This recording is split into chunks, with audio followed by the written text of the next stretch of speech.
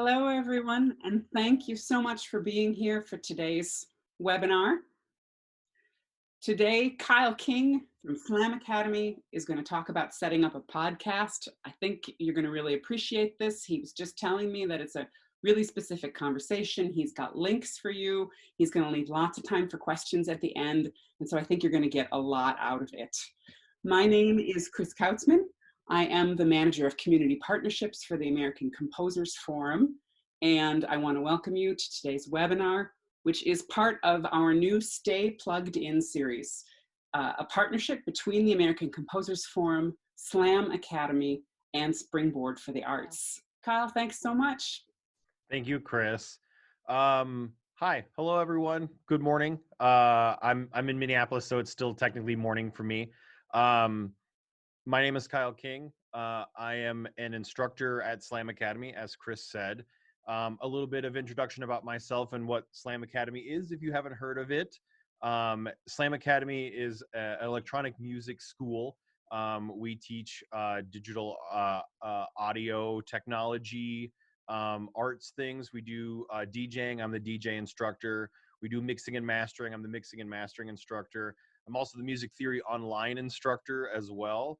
We teach Ableton live classes, sound design, all sorts of audio types of things. And we do classes in Minneapolis. We do classes in our Denver campus as well. But we also do classes online. So if you're interested in any of those things, of course, thanks so much to ACF for letting me do this. A little bit about myself personally. I've been interested in music my entire life. I've been a DJ for about 20 years. I've been a bass player for probably, I would say, 23 years, 24 years. And you're currently in my studio. As you can see, I'm surrounded by a lot of music equipment. Over the course of those years as a DJ, I ran a couple of online radio shows. I've done podcasting for a number of years, I would say 5+ years altogether. And so I have done this quite a bit. So I recognize that this is a very specific topic, as Chris said, but I want to make sure that I leave enough time for questions, because I'm sure there's probably some specific questions that you might want to ask. So first, if you're here because you've heard about podcasting, or maybe you're just a consumer of podcasts and you want to know more about the creation process, essentially it's as simple as having a conversation with either your laptop or another person, and mixing all of those things together into a replayable format. And there's a lot of ways that you can go about doing this. And that's kind of the first thing that I want to talk about when it comes to setting up a podcast, is you need to have an idea for a format. If you're someone who really likes to share your thoughts about a particular topic, whether it be politics or music or whatever it is that you're interested in, you can still very much do that. What I tend to remind people is that when you're thinking of a podcast, you're basically thinking of an audio TV show. And so every show needs to have a common theme. One of my favorite podcasts is about a podcast called 20,000 Hertz. This is an audio focused podcast where they talk about sound design and audio creation. It's one that I really enjoy. It's one that inspires me creatively. And so I'm hooked on it. That is a common theme that I would be very interested in. So I subscribe to all of these podcasts. So my podcast, for instance, is just me sharing music that I really enjoy, and then occasionally talking about some of the songs, including songs maybe that my friends have written or that I myself have written, or I talk about like ideas about music production. Obviously, as a music educator, I can talk about music education. There's a lot of different things that I can talk about and just kind of provide perspective. So there's a wide range of topics that you can do. In addition, you can not talk at all, and your podcast can be an archive, a showcase of your performances, whether it be a solo instrument performance or compositions that you've written or anything else. There's a large range of things that you can do. So once you have that settled, now the next question is what I get asked the most, and that is, what do I need to actually start a podcast? And you can look at this with a couple of different mindsets. The way that I like to kind of help people figure out what they need to start is think about how much you're really wanting to invest in this kind of setup. So the budget, quote unquote, is probably you can set up a podcast right now. All of you are probably have at least one pair of headphones. I see most of you wearing headphones right now. Some of you have speakers as well, so you can hear what's going to be happening. And then you just need to have something to talk into. And all laptops now have these built-in microphones that you could talk into. Are they high quality? No. But are they a way for you to record audio? Absolutely, yes. For things that I'll show you a little bit later, you can always make that sound a little bit better. So if you're just trying to get started, or you want to at least experiment with the idea of setting up a podcast where you want to talk about a particular topic, you can just use what you already have right in front of you. If you want to go beyond that, this is where we're going to start getting into some of the links that I wanted to show you. So let's start with kind of the basics. So if I were to do a podcast where I'm going to talk about something, but I'm going to bring in guests, or I'm going to have 2 or more people with me. Well, with most laptops and desktops nowadays, we don't have the ability to plug microphones directly in. So we need to get an audio interface. And there's a couple of ways that you can do this depending on what you're going to need from your audio interface. What the audio interface allows you to do is it allows you to connect multiple sound sources together, like microphones, for example. The one that I'm actually using right now, the one that's in front of me, my microphone is the Zoom H4. Now, this is a very cool device because not only can I talk into the 2 microphones that are in front of me right here, but there are 2 additional inputs down here in the bottom.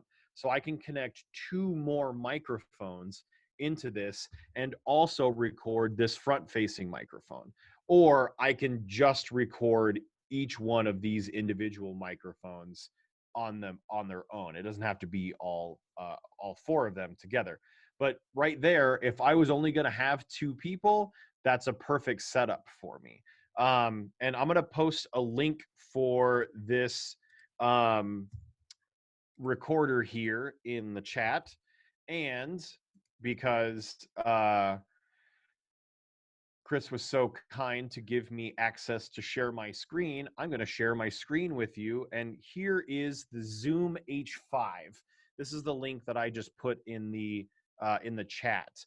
This is actually the recorder that I use professionally. So this is the one that's actually in my backpack all of the time. And the reason for that is because this is similar to the H4 in that it has 2 of these top facing microphones. So if I want to record a group conversation and I don't have 5 microphones to plug in, I'll just turn on that top part and then record the room. If I want to record 2 microphones, I have the ability to record 2 microphones in the bottom of this. In addition, these top 2 microphones actually come off, and they allow me to connect another device, which allows me to connect 2 additional microphones for a total of 4 individual microphone inputs. So that's the Zoom H5. The H4 that I have in front of me is actually no longer made, so they're becoming increasingly difficult to find, but the H5 is still being made and it runs great. This is a perfect example of a portable podcasting kit.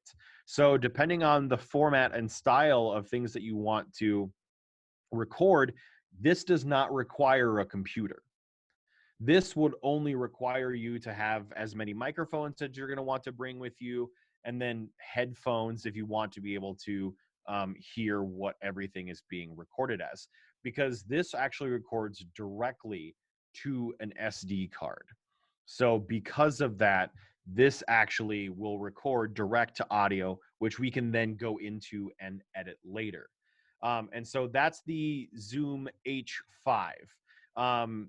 It has other functionalities, but this is the one that I carry with me every single day. This is my everyday carry microphone recording kit. If you're wanting to do something like the Tiny Desk concert, for example, where maybe you have a microphone that you can do some interviews with, but you also want to be able to plug several microphones into. Now, you can go and get a big analog mixer like what I have over here. That tends to be more overkill than most people need, and it doesn't really have a lot of connectivity with my computer. Instead, that same company, Zoom, and for the sake of clarity, the Zoom company that manufactures these interfaces is not the same Zoom company that does the video conferencing. It's just a weird coincidence. And I'm not even sure which one honestly came first. I would think maybe the audio company, but that's neither here nor there. They make this thing called the Livetrack L12. They actually make several different versions of this. They make an I think they make an 8-channel one. They make there's an 8-channel one, a 20-channel one, and then a 12-channel one. So depending on what your needs are, you can get a larger one of these. This actually works and will allow you to record to an SD card as well. So this is another thing where it's similar to that more portable H5 that I was showing you before. This is portable by no means, but you could put this into a case with the power connection, with all of the cords that you're bringing with you and your microphone and everything, and still not have to bring a laptop with you. So if you're really wanting to just capture the live recording itself and not have to worry about messing around with a laptop or software, this is a great solution. In addition, this has a USB cable connection in it. This actually will allow you to connect to a computer directly and record each of these individual channels on a separate input inside of your digital audio workstation, which is something that I'll show you a little bit later if that's a term that you're unfamiliar with. So this is the solution for, I'm not just going to have two people having a conversation. I want to record myself and maybe a few other instrumentalists, or I want to record myself playing multiple instruments, maybe walking through my studio and turning up and down the volume for each of those. This is that solution for you. So it's highly, highly recommended. Now, say you already have one of these interfaces, but what you don't know is what microphone to use. Say maybe you're just going to have a simple setup where it is just you talking into your laptop, but you don't want to use the laptop microphone.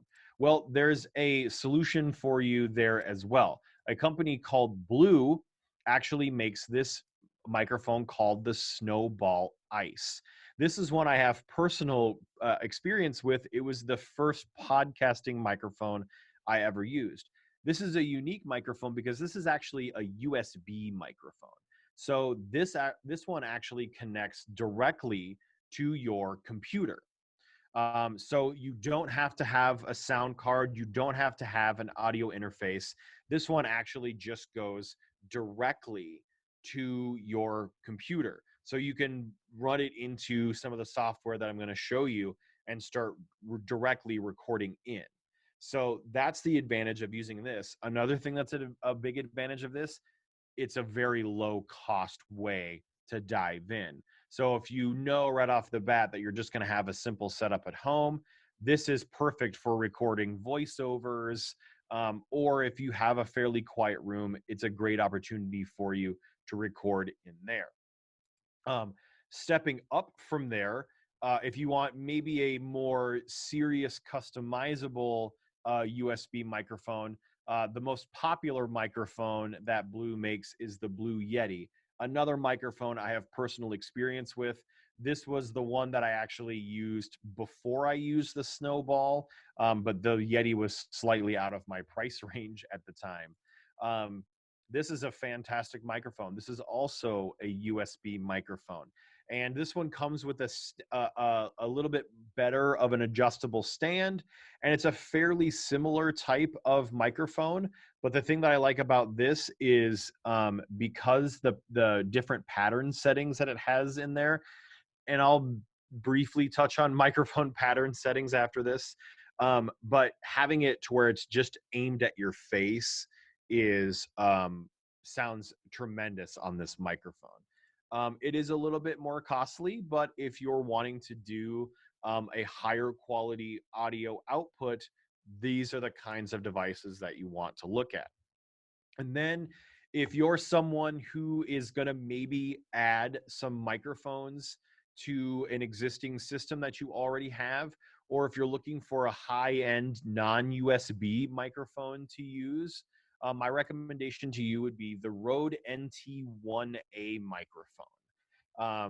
This is a really good microphone to use for multiple purposes, but it's very popular with podcasters. And I actually saw this one on a lot of Twitch streamers, believe it or not. So there's a lot of streamers that are using this microphone as well. I don't have any personal experience with it, but I have actually set up rooms with these microphones, and they're very popular. And so I can easily recommend it to people based off of its popularity. So it's worth it. Now, this is not a USB microphone. This is a microphone that's using the XLR connection, the actual microphone connection.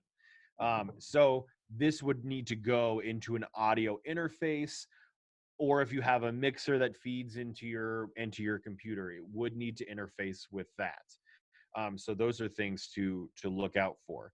The microphone that I actually have that I use for my vocal booth is the AKG P420. You can't see the lettering's kind of scratched off, but this is the microphone I use for my vocal recordings. And I've also used it for voiceovers and for podcasting purposes as well. This is a great microphone. It comes with a nice stand. There's a pop filter I have that's over there. I highly recommend using a pop filter to help kind of eliminate the sibilance and the pops and clicks from our voices naturally. So those are all things to think about. That's going to give you the highest quality audio possible, just sending in. If you are looking for some headphones, there are a couple of recommendations that I have. There is a company called Sennheiser. They make a lot of really nice headphones that I've used personally.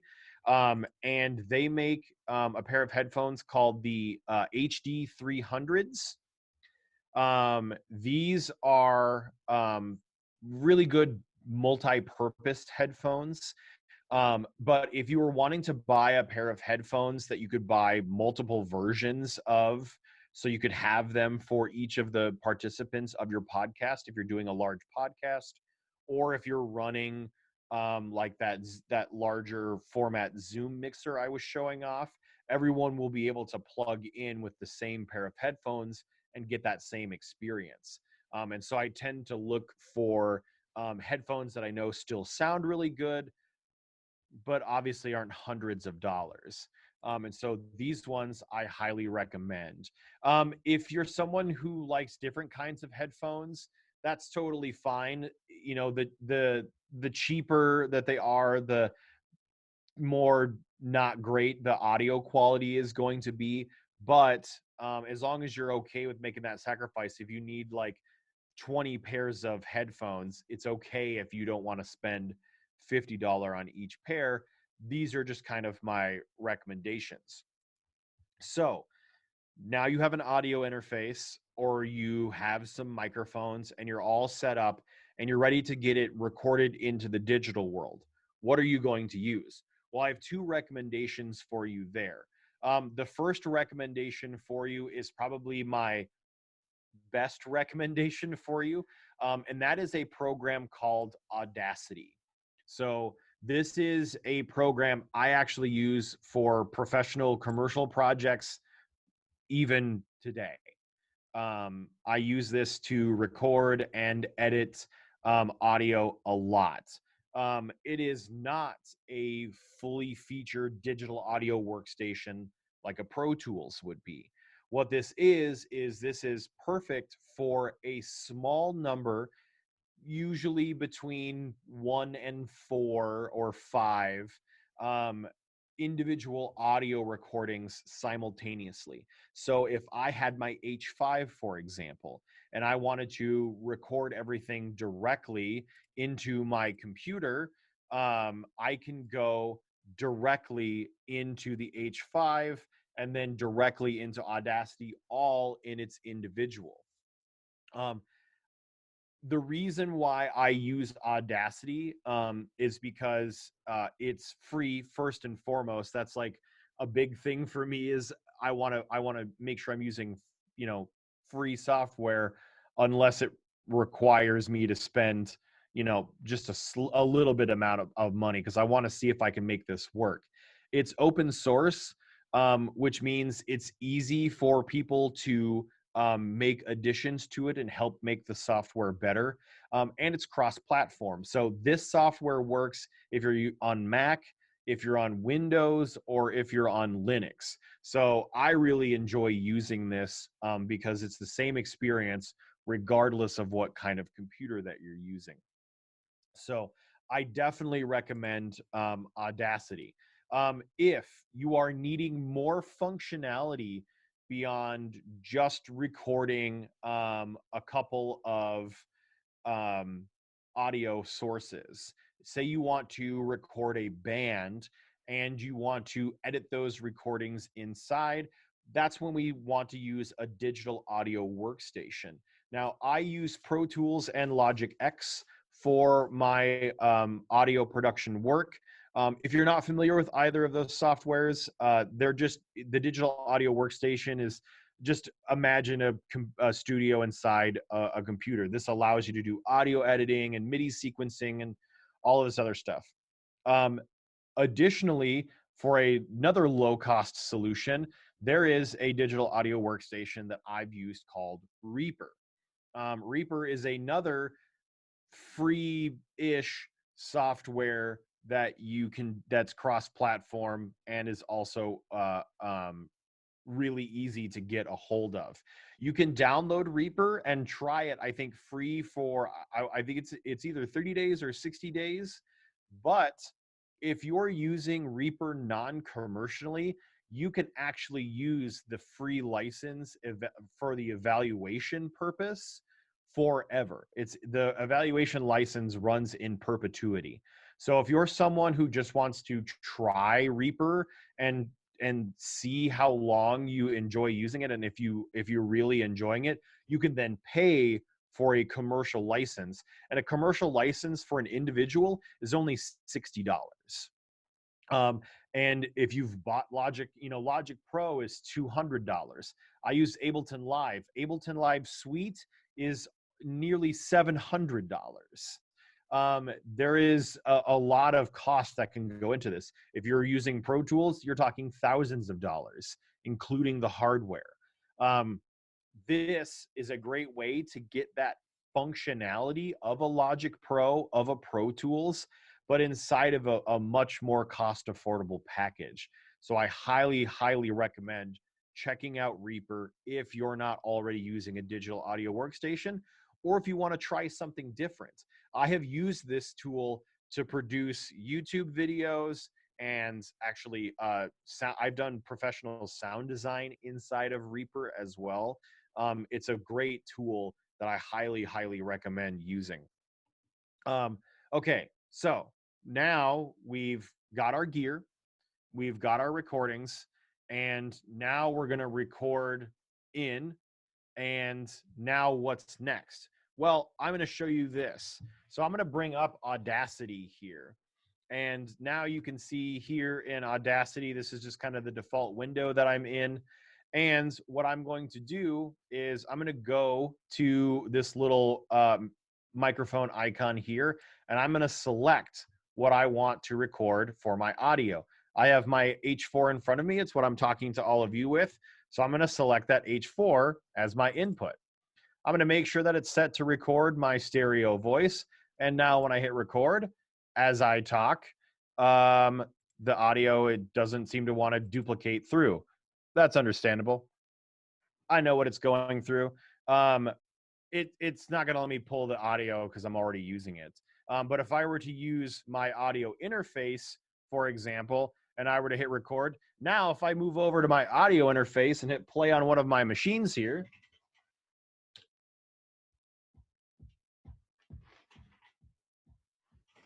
now my audio is coming through. So now, well, I got to make sure that it stops recording. There we go. And now I can go through and edit things. The one thing that I've used Audacity for more recently is the recording of I do field recording for my sound design projects. And so I use this a lot to edit those recordings, like with my microphone as well. So Audacity is a very powerful tool for you. So now when it's all done and exported out of Audacity, the next thing that we have to do is figure out where it goes. And there are a lot of places nowadays for us to put our podcasts. There's a lot of really popular ones. The one that I used was obviously Apple. And so there's a place, and I'm going to put the link for this here. This is the link for you to set up and get your podcast ready for submission to be on Apple Podcasts. It doesn't cost anything. I think I had to wait maybe like a week or so before I got approval of my very first episode. But after that, within an hour or two of me submitting my episode was when it went live. And so they're much faster about doing it once you actually get started with this. A few things to keep in mind. They'll give you a lot of design guidelines in regards to how to set up your individual podcasts. These are a great thing to read and to study up on before you launch your podcast. You know, it's really a good idea to learn the design guidelines for the frame of your image for whatever it is that you're uploading. So you want your podcast to have a consistent logo. You know, I had a custom version of my logo made specifically for my podcast, and then that would come up with every version of my podcast. If you're going to be having like different guests, or you want your display page to have like a numerical value, I've seen that before on a lot of them. Just recognize every time you upload a different podcast, you're gonna have to upload that different image as well. So getting all of this set up in Apple Podcasts is how I learned. And then as I moved to other platforms, it actually got a little bit easier. So that's the one for Apple Podcast. The second most popular one that obviously a lot of people use is Spotify. So there is the link in chat for the Spotify podcaster setup. And this is a place that you can actually upload your podcast directly to Spotify. Again, there will be some time for them to validate who you are and to make sure that you're not doing anything that's violating their terms of service. And you can upload your podcast directly to Spotify. They have a way that you can use it, specifically using tools that they've helped develop, like Anchor and like Soundtrap, These are things that you can check out as well. These are alternatives to things like Audacity and to like Reaper. There's a whole lot of different audio editing suites out there. And as long as you're comfortable with it, I recommend that you use it. But if you're looking for a different solution, these are ones that are tried and tested that I myself have used personally and professionally. So aside from Spotify and Apple, there is also Stitcher. This is the one my sister uses to get all of her podcasts. So this one is definitely more focused on the podcast side of things and less about like music creation and things. So that's where it kind of differs from the Apple podcasts. There's more music podcasts on like the Apple and less on Stitcher. But it just kind of depends. I find a lot more conversational podcasts on Stitcher. So this is another one that you can go to. I'm going to put the link for this one as well in the chat, so you can see the link for all of those. And those are all of the podcast services that I would recommend to you. If you are someone that says, Kyle, I just want to plug in a microphone, I want to talk into it, I want to take the audio file and I want to put it up on my website so that people can listen to it, I don't want to mess around with any of these other places, well, you're in luck. I have my own website where I can upload all of these episodes of my podcast or just any audio recording that I want. And so if you want to, you could just make your own website and say, instead of recording and editing all of this stuff and then putting it up on YouTube or Spotify or any of these other places, I'm just going to put it up on my website and then you can go and download it. You can absolutely do that. Now, the service that I use to do that is Squarespace. So some of you have maybe even heard of Squarespace before. It's a great way to get a website built for you quickly. And they're doing a lot of cool sales right now. And so if you don't have a website and you want a website, it's a great way to check it out. But they will set you up with so many different tools that will help you structure your podcast. And these are definitely ways that I would recommend you get into it. Like I said, if you're looking for a solution that's not going all the way to each of the individual, Spotify, and I think even Pandora has a podcast option now. So there's a lot of different ways that you can get that. If you don't want to do your own website, if that's too much work, I understand. It is a lot of work to maintain and manage a website, but there's other opportunities for you as well. A really, really popular one is SoundCloud. Prior to getting my podcast approved on Apple Podcast, I was uploading my podcast on SoundCloud. Now, this is a little bit more freeform. There's not as much structure as like the Apple Podcast or the Spotify.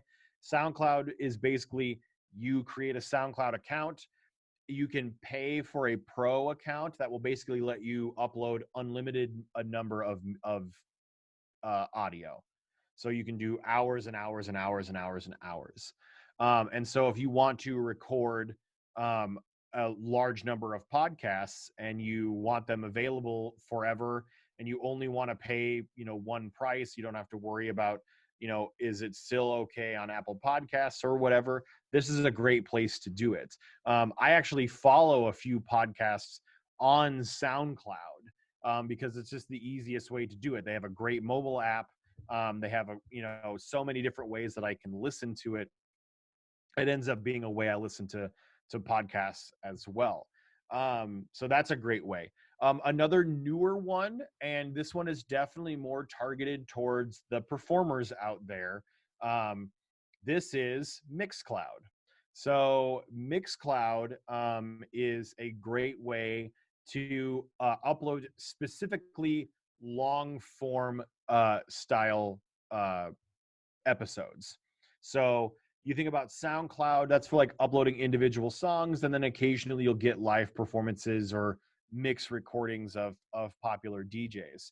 but MixCloud is made specifically for uploading long form style episodes. So that means if I'm going to record an hour-long performance, I'm going to record that hour-long performance and I'll put it up on MixCloud. In addition, MixCloud actually allows people to subscribe to you. So you get together your performances and you say, I'm a creator. Now people can support you. So they can subscribe to you basically for $5.50 or however much a month. And then they pay you that, and then they become a subscriber to you, and they get like early access to some of your episodes, or you can let them listen to the archive. You can let them download your archives. This is a great way to interact and grow an audience if you're trying to do something. This tends to be more direct with its revenue generation. So if that's your target, is to be a full-time podcaster, this could be something that could help you get spun up pretty quickly. Dovetailing into that, moving on from MixCloud, there is also Patreon. So some of you are probably familiar with Patreon. Some of you may not be. Patreon is essentially a platform used by creatives that allow people to immediately and directly support your art.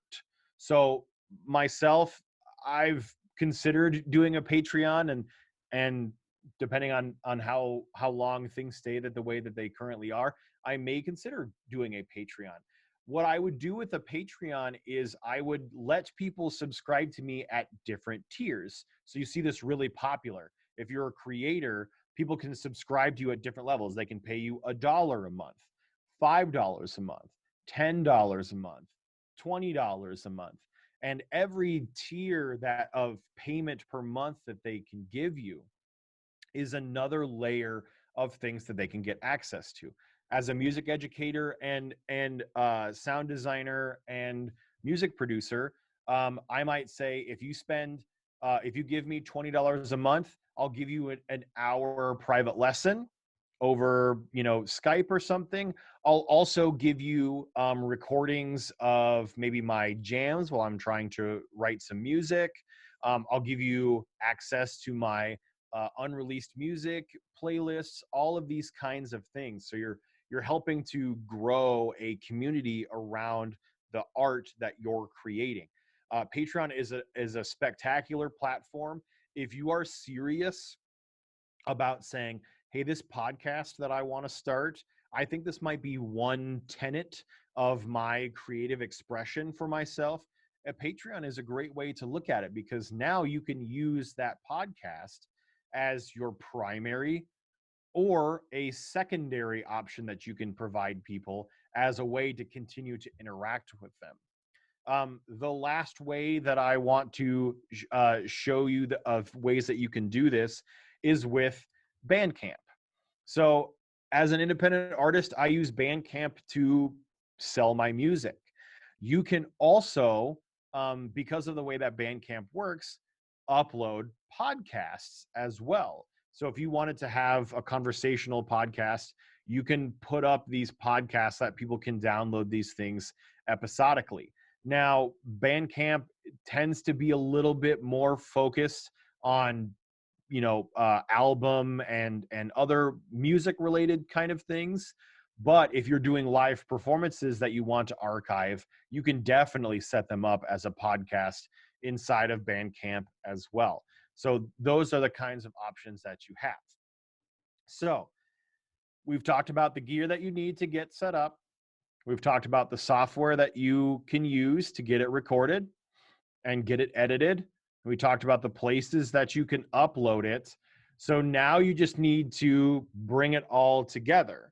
And so what I was going to show you a little bit of is the way that my setup is here, so that you can get an understanding of the way that my podcast works. So I will do this. I'm actually going to open up Ableton Live. This is the software that I use for all of my audio production and audio editing purposes. And I'm going to show you an example of what one of my podcasts would look like. And just so you can get a sense of what I do when the time comes for that. So I'm going to open up this Ableton session here. And the first thing that you're going to see, there are several audio files all kind of stretched along my timeline. That is the mix of music that I'm putting together. So this is me editing each of these individual songs so they fade out and fade into each other. In between each of these fades is going to be me talking.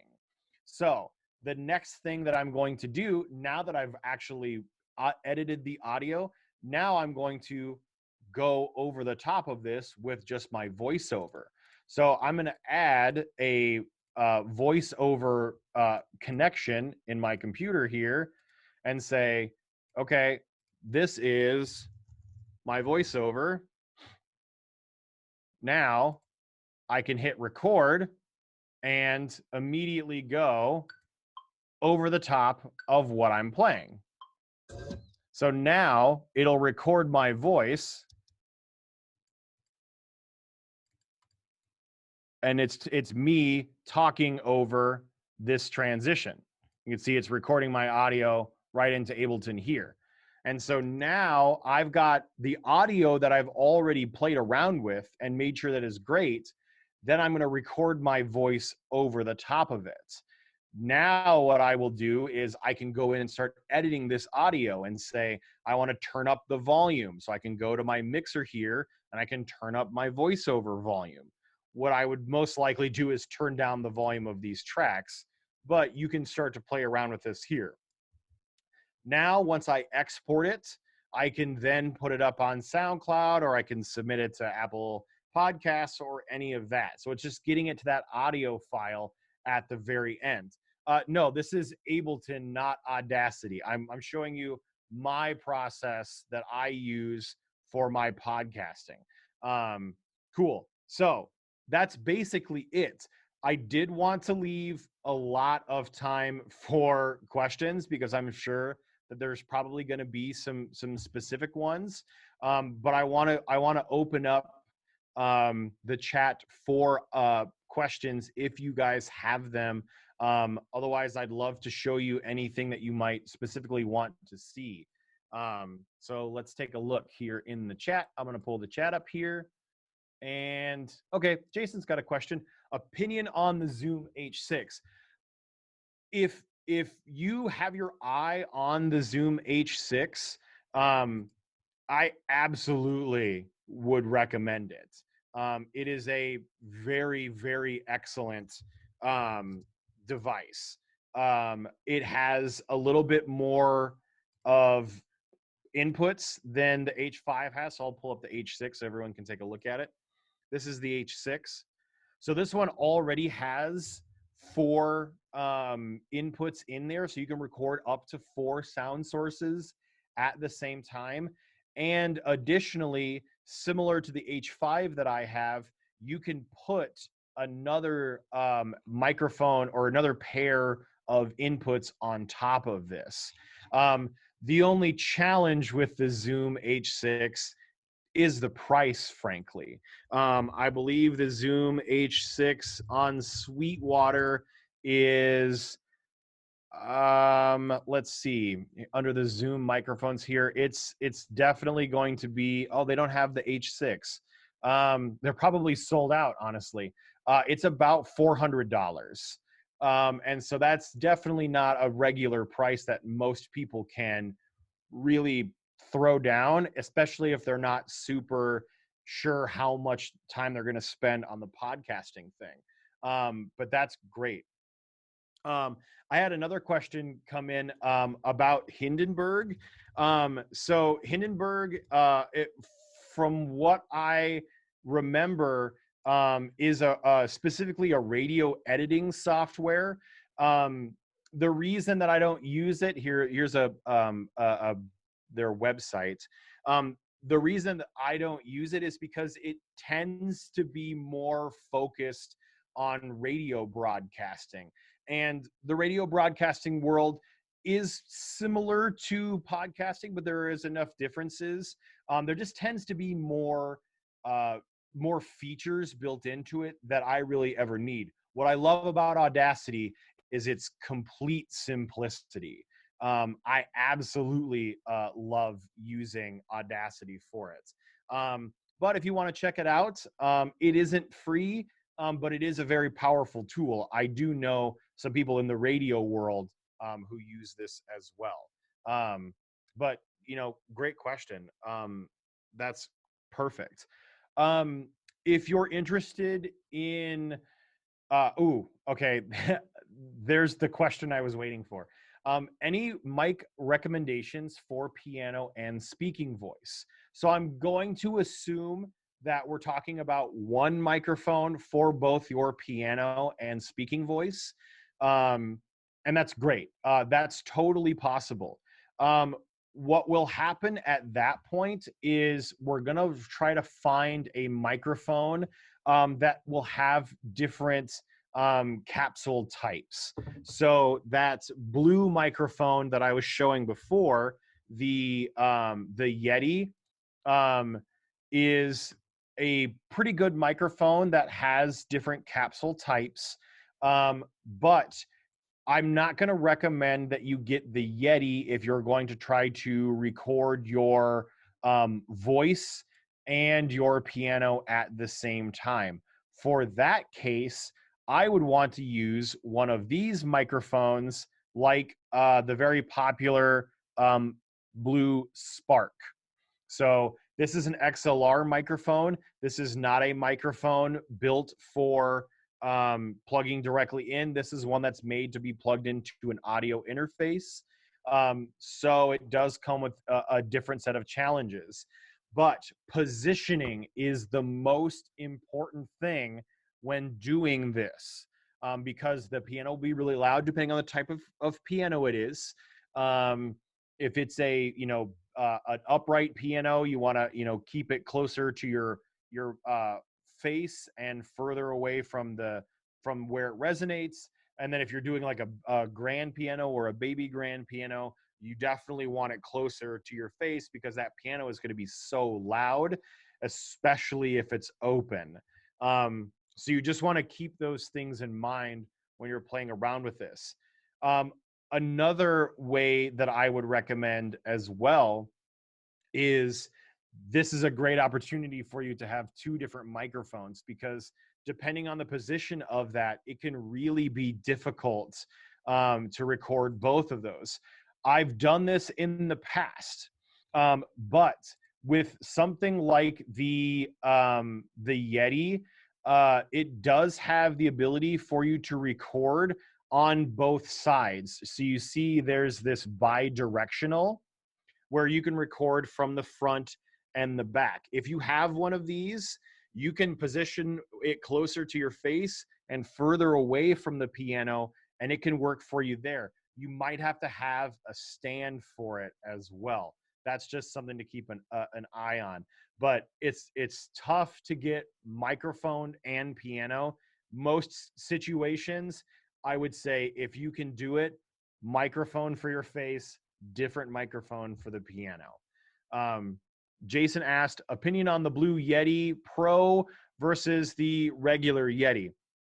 So from what I understand, the difference between the Yeti and the Yeti Pro, I believe the Yeti Pro also allows you to use XLR, which the Yeti does not. That's the primary difference between those.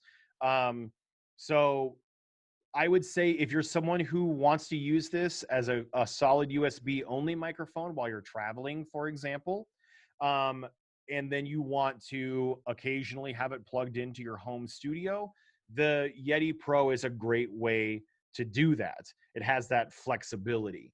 Other than that, there really isn't much of a difference as far as like built hardware of the microphone itself. It's just its interface. So if you're looking for flexibility, the Pro is great. If you just want the USB microphone, then I would say just go with the regular Yeti itself.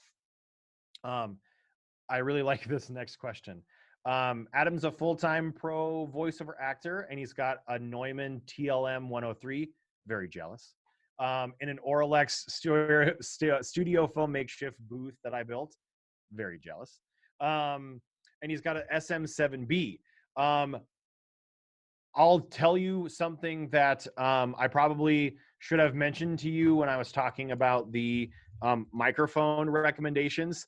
If you have, if you're someone who wants to really invest a lot of money in this, and you know that you want to do podcasting and to really see how it is, this, in my opinion, is the best microphone that you're going to buy that doesn't have 3 zeros in it. The SM7B, if you're a avid YouTuber or stream follower, this is the microphone that everyone uses. I have one, but it is currently in use by one of my very nice friends.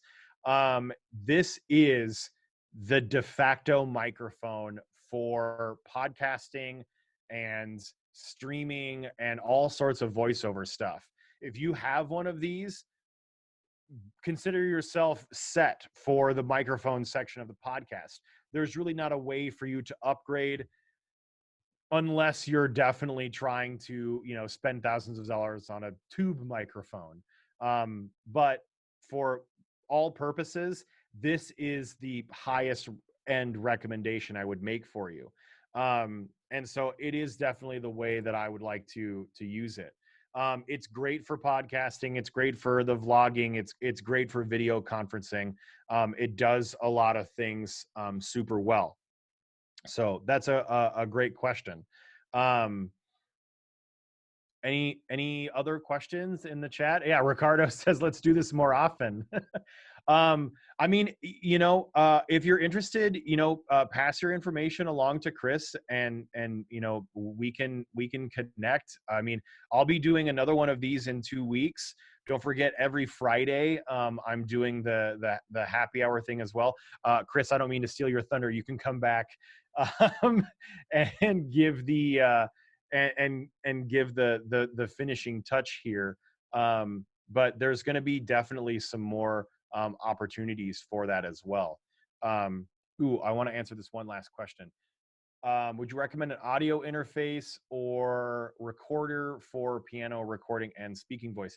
I would say audio interface is probably going to be your best bet, just because that's going to give you the ability to record like live into your computer, and then you can make sure that it is sounding good before you hit record on your recorder, and then an hour later you find out that the recording isn't very good. That's where the interface and the direct audio connection is definitely preferred. Yeah, Adam, it's a fantastic microphone. Its flexibility is wonderful. Yeah, the Audient is a great interface. Okay. I'll pause for any more questions, but I'll let Chris hop in to give the little farewell address. It was really great to be here with everybody today. Thank you so much. Thank you, Kyle. Yeah, thanks everybody so much. I appreciate it. We're going to sign off and get you all back to wherever else.